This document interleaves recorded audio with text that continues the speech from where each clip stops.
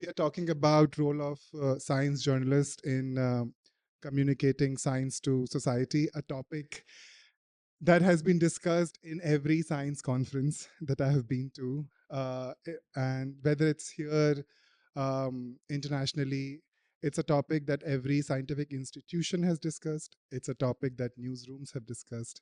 It's something that science engagement officers are discussing now, which tells us that because it's been happening for quite some time, we have had some learning, some understanding of how to do it. We know what has worked, what doesn't work.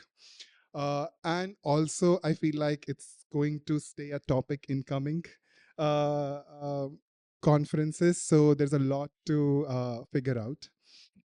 Uh, with that, I sort of wanted to begin just um, the slightly more basic question of our own audience. Do we know our audience well at all? What do we know about them? So I wanted to begin with you, Sarah. You have don't be surprised. Panel shouldn't be. Yeah. So uh, you wear many hats. You have worked with several departments, probably with media too, in different capacities. Have trained people.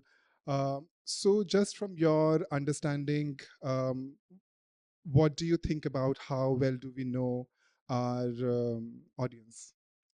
Yeah, I think that's a really important question. And I think the first question any communicator engager asks, right, before you set out to do what you do. And I think I'm glad you use science engagement, because I think why science engagement is perhaps easier than science communication is because you typically know your audience, who you're going to be engaging with. And whereas if you are writing or making infographics or multimedia for an audience that you don't know, then it, of course, you don't know what the impact your content has had, what sort of conversations or thoughts it has managed to provoke. So I think, especially for India, I think it's very hard because we are just so diverse and we are so complex culturally, politically, linguistically, that I think it's very hard to define an audience. But that's usually the first thing anyone does. And I think depending on where you are working, if you're working for a news media that's operating primarily in English, then it's usually the urban middle class, living in a metro. You're writing for that, 16 years and over.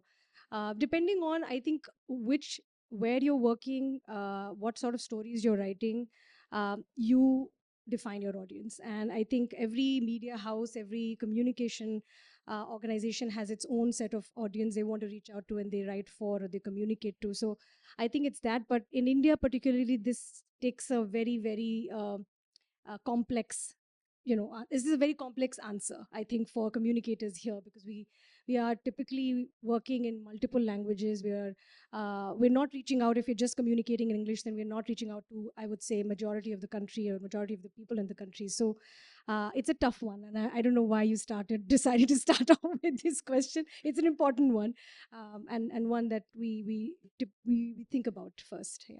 Right, right, right. Thanks for that response. Helga, I wanted to bring you in now. Coming from Switzerland, and I remember you mentioning once that you've had some surveys done there to look at the audience and what they want, don't want, what they're expecting from newsrooms or scientific institutions. Also, just if there are any misconceptions about what audience wants, just share with us. Yeah, so after my initial studies in physics, I did a master's program in science journalism. And our mentors and teachers would say that it's so important that science stories make it to the mainstream media, because if they are there, they get read by everyone. And that's so not true. It's a complete misconception. So in 2018, there was a survey in Switzerland, and in parallel also in Germany, with similar results, that tried to gauge how well the broad population, so the public in general, would engage with scientific content presented over different channels, over an array of channels. And the findings was that we are just short of 30% of the population love science. they like science and they are pro scientific funding and everything, and they will seek out information on science. And it doesn't matter whether that information is presented in a newspaper or by a research institution or on a day of open doors or whatever. They will look for it and they will find it. But we have around 15% of people who are critically interested in science. So they have a lot of reservations and they have a lot of questions on who gets the funding and who gets to do which part of research and so on. They will also look for the information, but with a very critical viewpoint. And if you sum that up, we are just shy of 50%. And the other 50%, the sad truth is we don't actually reach them. Not with science journalism and not with the common outreach activities that we do in press offices and public engagement offices and whatever. And our task since this study 5 years back should be, as science communicators, to find ways to engage with those 50% we don't reach yet, because they can make a true difference. Think about back in the pandemic when it was about get your vaccine or don't get it. This can have a real impact. And we are not very good at this task at all. We keep doing the same stuff over and over again and basically catering to audiences that already love us. And that's a big shortcoming in both science communication and science journalism today. Yeah, we're basically speaking to the converted here. And I wonder if there is a survey like this in India, and what does that show? Maybe Sarah, later you can talk about I it. was just going to say Okay. there isn't. There isn't. Okay, Just- great. So something, are I mean, trying a to takeaway already from this session that we should do or figure out a survey like this. Maybe SJI can do a survey like this. Do you have a research institute dedicated to researching science communication? I don't know. Yeah. Yeah, we have a Yeah. we have We a have- research institute that looks at science communication, but I don't know if maybe Kolegala you can tell us, because you've been around much longer, if there has been any survey on public perception or interest in science. Yeah. But at Fast India we are developing one Right, such right. survey. But again, how representative it's going to be, Sure. we are yet to find. We can actually, sir, we can come to that. I think I'll have that question open for everybody toward the end so that we can all pitch in, because it's an important one, figuring out our audience. Shubha, I want to bring you in now. We often hear when we talk about the role of journalists or science communicators connecting with society, but not enough from scientists themselves. So as a scientist, what challenges you face while interacting with science journalists, science communicators, press officers in your institutions, institutions themselves? Are there any challenges? I'm guessing there are many. If you could touch upon some of them. Yeah. Okay, thanks. I really like how the theme has flown for this, because just 2 days ago I was at a meeting pulled together by the DST and the Principal Scientific Advisor of the Government of India, where the subject was the public perception of science. And actually, what I in fact said was, people who are the converted are this much. There are people who do science. There are people who've had background and are interested in science for whatever reason. And there's this whole group of people who don't care about science. And we have to acknowledge first that it's their right. People have the right to be interested in whatever they want to be interested in. And we can't approach it with what has been called the deficit model, which is, their minds are lacking science. You unscrew it open and you pour science in, and now they will be transformed with science. We cannot disrespect people like that. And unfortunately, the challenges scientists face are ones most of us don't even know yet. I like to think I'm in the group of scientists who enjoys communicating, thinks it's important, thinks we owe it to the taxpayers. But most of my clan are barely even interested in communicating. I mean, we are in the dark ages. Yeah, the deficit model is, default, of course. People don't know science, but it's not their business. And, we come across as incredibly pompous, incredibly arrogant, incredibly on a pedestal in our ivory towers. We get to do science, and the public doesn't understand it. We need help. We need serious help. Okay. Great. That's good to know. And I think I'd like to plead to the journalists, because I've seen some fine science journalism in India, stories written by people, YouTuber Pallav is sitting there. I mean, I read all of this to learn about science beyond my own work.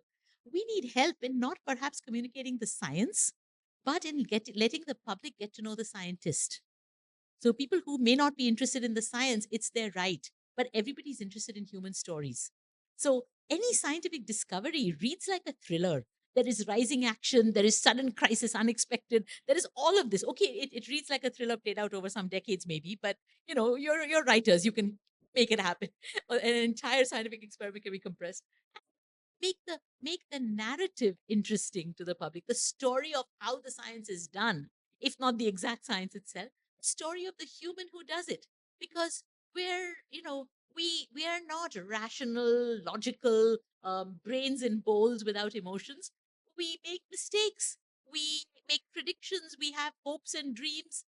Now the scientific method which we rely on is rational, logical, and so on. So we all pursue the truth using the very, very correct rational method and so on, but it's human beings who pursue it. And I think scientists make the error of conflating ourselves with our science, which is why we appear like these, unapproachable, arrogant. Yeah. So that's where we need help. Help us. I appreciate the candidness there. Yeah, and coming to Helga, to you again, you've been trained as a scientist. You've worked as a science journalist with multiple media houses. You've won several awards too, I was reading. And now you work as a communications manager with ETH. These are kind of different vantage points through which you have looked at the audience and the connection that they make. And these are also sometimes different values, what you're looking for, and when you're trying to communicate science. So, are there just differences in how you view your audience, communicate with them based on all these different vantage points? What have you learned from there? And one thing that I remember we were talking, you mentioned that there has been a trend in Switzerland, and maybe it's in other countries too, that more and more journalists are moving to science communications. And in Switzerland, maybe you were saying that there are more communications officers than journalists themselves. Yeah. Yes, absolutely. We totally outnumber the journalists these days. So yeah, it's very different because so as a science journalist, you always believe that all the scientists would want to communicate to the general public. It's not true. Nowadays, as a science communication manager, I often give workshops to PhD students and postdoctoral researchers at our institution, trying to show them a few leads into science communication. And the first thing I do with them is to find their focus, which is the question, so what's your key audience? What's the message you want to communicate to them? And what kind of action do you want to inspire in them? Because if you have that, you can build everything else around it. And it's more about tools and getting there. And so now from there on, it's more recipe based if you want. So, but if you don't know this one starting point, it's hard to even find your way.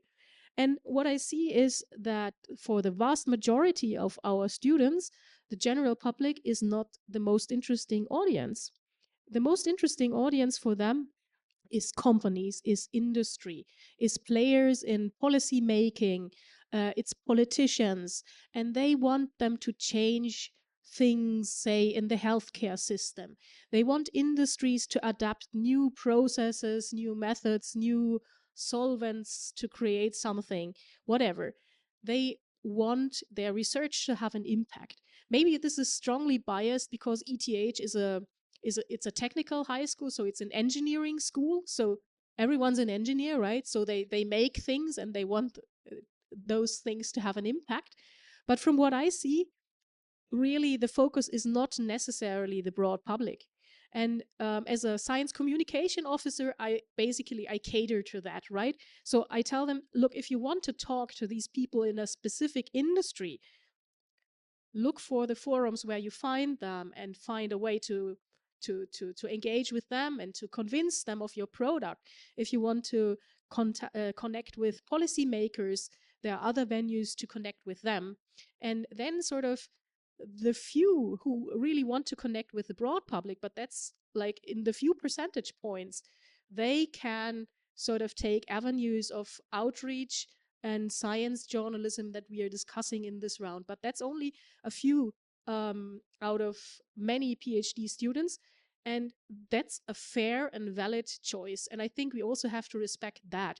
Not every scientist needs to be a communicator in a sense that they popularize science or spark interest in science in broad swaths of the population whatsoever. No, they have a goal. They make things. They want to make an impact on the world we live in. And then their primary stakeholders may just be a specific subgroup of everyone. Helga, I want to stay with you.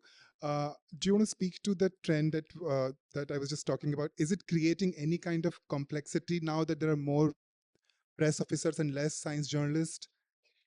Yes, it has wrecked the system. It has wrecked the system.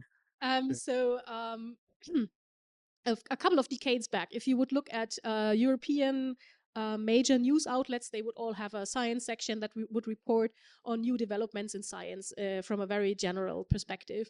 And then the research institutions thought, hey, this is not enough science in the media, so they added and they ramped up their outreach activities. But in the end, they created the same stories that would normally be in those media outlets and published them for free in institutional brochures and so on. And that created a situation where the heads of newsroom and editors-in-chief would say, hey, I don't want to pay a staff writer to write a story that I can have for free from the outreach manager of that and that institution. It's not entirely true, because we all know the difference between PR and independent journalism, but that nuance is not enough to convince every head of newsroom and editor-in-chief of the necessity of having a dedicated science journalist on the board. And so that ramping up of institutional PR has led to a decrease of science journalism, so independent science journalism as we appreciate it in here. You wanted to add something to that? Yeah. I mean, I just wanted to say maybe the wheel will come full circle in India, but we are so in the dark ages. I mean, very few institutions actually recognize the importance of having a science communication office. Forget it, officer. We're grateful if they have one. And, I'm delighted to say that TIFR itself seems to have embedded SciComm people in, so I see Somdatta here, who's at the CCMB, and Priyambada, who's with Tata Trust, and Yukti, who's with Ashoka University, and any other hidden ones pop their hands. I mean, there you go. Your TIFR alumni were, oh, wow, okay, talk to me later. So, I mean, thank God it's happening, but we're at the start. You guys are probably like either solo or, with just a little support around you. And I know the challenges. So in the mother campus in TIFR, we don't have anybody like you. We don't do press releases. Okay, I had to jump over hurdles for 8 months to get us to subscribe to what's it called? Not Eureka. Eureka, Eureka alerts, because our leadership didn't recognize it, and so we couldn't put out our press releases there. It's really dark ages. Right. And thanks for sharing. That speaks to where we are. And now, given that we have maybe just less than 10 minutes left, I want to move the conversation toward solutions, something we can sort of take with us. And Sarah, because you've worked a lot in capacity building space, worked with different kind of stakeholders, especially if you've worked in the local regional media landscape, what is it that you have tried and has worked and you could tell us about? Yeah, I think we've made very baby steps so far, I think, in this space. And I'm talking about science media space, not science communication. And about 4 years ago, before the pandemic, along when I was working at DPT Wellcome Trust India Alliance, realizing there is a big gap in building capacity and upskilling journalists to cover science and technology in India. We started a science media fellowship, which ran really well. I mean, we had one edition of it, and I think the outcomes were very, very promising, encouraging. In fact, I think we have one of the fellows here today. We of course couldn't continue because the pandemic hit, and priorities changed. But I think that kind of gave us a sense of how big the need is, so big for journalists who are not even covering science and technology to want to cover science and technology and to get some mentorship while they do it. In fact, I think few of the fellows that we had supported through the fellowship were not covering science and technology, but they covered science and technology through the help of this fellowship. And that was also the aim of this fellowship, is not just to support existing journalists who are doing science, but and really get new ones into the fold. And I think that worked really well, and I think we really need a lot more such fellowship programs in our country. I think there are quite a few fellowships in environment, if I'm not wrong, and climate, but I think we need for science, I think, to cover basic sciences, and also I'm sure there are probably fellowships for technology. Similarly, I think what I think Devdatta is here, Shruti is here. We've started something called the SciComm Think Labs, through which we are looking at different problem areas in the larger landscape of science and society. And one of the areas we're looking at is actually the disconnect between science and media, and why does that disconnect still exist, and how can we better enable scientists to be able to engage better with the media and journalists, and what can we do? And we are generating data. I think anecdotally we know what the problems are, but I think the working group is trying to gather data and insights from this study to fix the problem both sides, not just on the media side, but also on the science side. And I think both Shubha and I have seen those problems a lot more. We understand and appreciate those problems a lot more than, I guess, the problems that journalists face. And I think I still feel, I just wanted to add one thing, that I really wanted to, in line with the theme of this session, that the role of journalists in India in taking and bringing science and society closer together is huge, is massive, because the public, this homogeneous mass of public, is still getting all this scientific information through the traditional media, which is now expanded, of course, to social media. So I think I cannot even begin to emphasize on how important the role of journalists is, and we really need to bring in a lot more programs, capacity building programs, could be workshops, or could be fellowships. There's also one very interesting fellowship in the UK called, I think British Society runs it, where scientists go to media houses and spend time in the media house to understand how that process works, and get insights from that. And so that's, again, I think, a very interesting one. And then the journalist in residence, I think that's also another idea that the working group, the SciComm Think Labs working group, is trying to build a framework around, is how do we build a journalist in residence program at research institutions in India? What would that require? I think that Right. those are some of the interventions I can think of, which would hopefully bridge this cultural gap that currently exists between science and the media. Yeah. But there are many such interventions. Just staying with that thought about training and workshops, what my understanding is that when these trainings happen, people come in, newsroom trainings happen, or journalists spend time in these residences and stuff. But when they go back to the newsroom's priorities haven't really changed. Right. Leadership Yeah. hasn't really Yeah. changed. You have learned something, but because the ecosystem in the newsroom itself is not changing, the leadership is not thinking about it, you can't really apply it. Have you thought of working with the leadership? Yeah, I think the plan with the media fellowship was that we wanted Okay. to engage with the editors, we wanted to engage with the media houses through the fellowship. And I think hopefully when it's brought back, that can happen, because you're absolutely right. I think that was a big problem area we had identified, that it's not just the journalists, but the larger ecosystem, the media ecosystem, that they have to work with. And I think both these ecosystems, the scientific ecosystem and the media ecosystems, are very broken at the moment in India. I think these systems should enable scientists to engage better, to communicate better. Similarly, it should enable a journalist to be able to cover science and to be able to do it effectively. But I think both these systems are not really helping these groups. So Yeah, Right, that's right, a big. right. Coming to you, Shubha, and take only 2 minutes. Uh, just according to you, if you have come across any initiatives, experiments, something that you have done and has worked um, in either working with a journalist or scientists working as communicators in sort of taking the science to the audience, what has worked?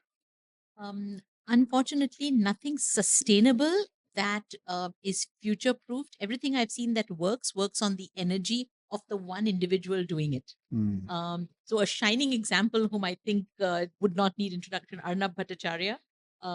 He is a condensed matter physicist by training and experiments and research.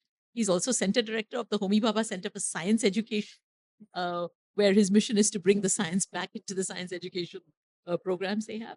But he's also the generator of Chai and Why, the founder of Chai and Why. It China. is now more than a decade and a half old, and it runs twice a month out there in the heart of cultural Mumbai, Prithvi Theatre, and so.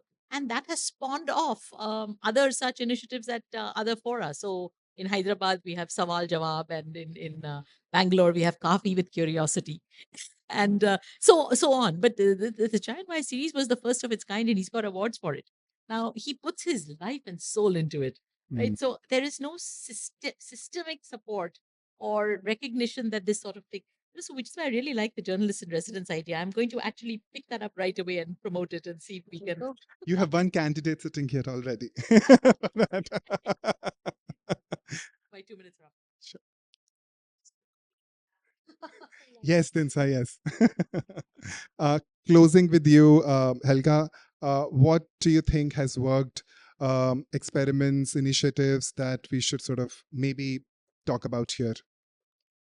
So I think I want to highlight two projects. One is from Switzerland.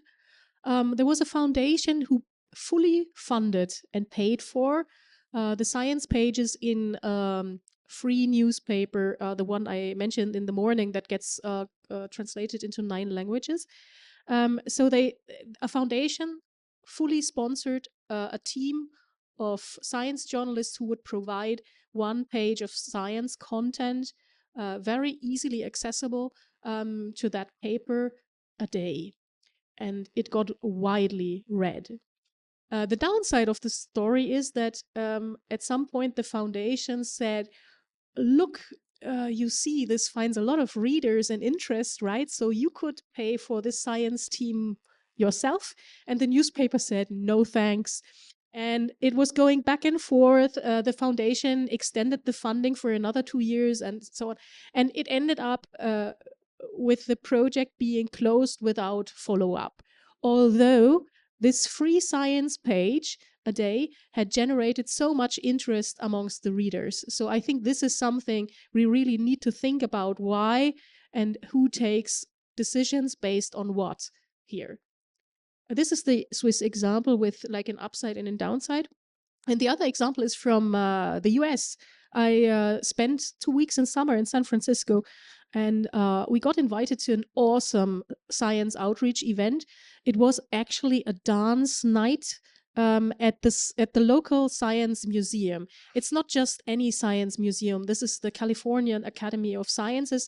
So they have a planetarium and a huge aquarium and an indoor jungle and everything you can think of. But you come in at say 8 or 9 p.m. and essentially it's colorful lights, lots of music and drinks. And everyone is there just enjoying themselves, but while they are enjoying themselves, they are watching this super weird octopus doing wild things. And the hope is just so next time they pick up a newspaper and they see some coverage on these wild creatures of the ocean, they might stop to read. And I think this is a very great example of a good outreach activity that doesn't unscrew the head to fill in some science and put the lid back on, but just invites people to hang out in an atmosphere where you can sneak in some science content without being obnoxious. And I think we need much more of these initiatives. Right. I'm thinking who can host a drinking Nice. SJAI. You pay an entrance fee for this, and you also pay the drinks. So you don't need vast amounts of funding beyond Right. the security and the cleaning. Sure. Now opening the floor for audience questions. Although I've gone, we are at We've done all time. right. We are at time, but I'll take two questions. And maybe, sir, you were talking about the survey. If you could just um, discuss that, and then maybe one question. I think there was a survey long back in Kumbh Mela by Professor Gohar Raja, and there have been in pockets small surveys on public understanding of science, but then it has not been done the way that Europeans have done. So that's the difference here. But this is one thing. Second thing is, as regards the audience, we still have 80% of any Indian looking for information in his own mother tongue. Yeah. Or his or her. Okay, Yeah. let me be. So that's the most important thing, because we have been discussing everything with we without anybody in focus. If we really focus, this is the audience which doesn't have access to any science information anywhere. The third thing is Helga was telling about um, sponsoring a page. Okay, this experiment has also been done in India by NCSTC long back. It was done. Similarly, the other experiment of media persons going to the labs and the scientists going to media persons, there was a proposal, there was a plan, or sorry, a project also under NCSTC, but I don't think any takers were there, either from both sides. It didn't happen. Lastly, when we are talking about that one page, this one, my personal experience has been that I was instrumental in providing full page broadsheet for a new newspaper, local newspaper in Karnataka, in Kannada, and it was very well received. The pages were well received, but the newspaper wound up. So the same story. Same story. Yeah, yeah. And regional media is another really tricky and challenging space for science. Any other questions for the panelists here? We are at time. There's one. Okay. The question to the panel is, do you differentiate between, since there's a discussion on target audience and what Elga mentioned earlier, that students are mostly interested in very specific audience because of a very specific desired impact, right? But I think one of the goals, so I'm interested in basically seeing whether the goal is also to develop scientific temper in public, right? Which transcends beyond that desired, very specific desired goal, and whether that is still seen as a goal of science journalists beyond just communicating interesting science stories. How do you develop scientific temper as a central goal for science communicators and science journalists? Right, that's a really good question. I'll just quickly speak to that. I think newsrooms and news leadership will have to see it as that goal, developing scientific temper, which unfortunately is not there right now. Yeah. And do you want to, any of you want to add to that? I don't know. Is it the job of journalists? Isn't that asking a lot? I mean, journalism. I mean, I'm actually just thinking we're asking a lot of journalists, right? One thing first, science is like, it's got a label science, but then every story they write, they have to run from, technical physics to, I don't know, botany or evolution or something. It's asking a lot I think it's a job of scientists and our students to spread the scientific temper. And I think we're not doing it adequately. If I could just Yeah. add that I don't think it's explicit, but I think the way journalists write their stories, the kind of research they do, the way, it's so rigorous that I think that helps the reader also understand and be able to think critically about that piece of work. And so it might be not their explicit duty or goal, but it's the way they do their jobs that it becomes that, that it helps the reader be more critically aware and more be able to think more critically, I guess. Sure. So as a newsroom journalist employed by some media organization, your job is to produce content that is read by the audience of that specific paper or show or whatever. so that they want to consume, and that builds on the reputation of that medium. It's not at all fostering interest in science or creating awareness. It's something that sits within the heart and soul of many science journalists because of where they come from, but it's not their job. And it's very different. And I have seen colleagues, so I quickly touched upon this shift in focus we've had, going from reporting on scientific discovery to something else in the newsrooms. And I've had colleagues being told by their editors in chief, we don't want this kind of story anymore. We want more something like this, right? And you can be happy if they tell you what they want. In most cases, you have to figure out what works. But it's really, you can't say it's their job. Yeah. Lots of interesting thoughts there, and you can all talk more to the speakers. I'll wrap this up now. Really interesting discussion here. A good round of applause for the speakers.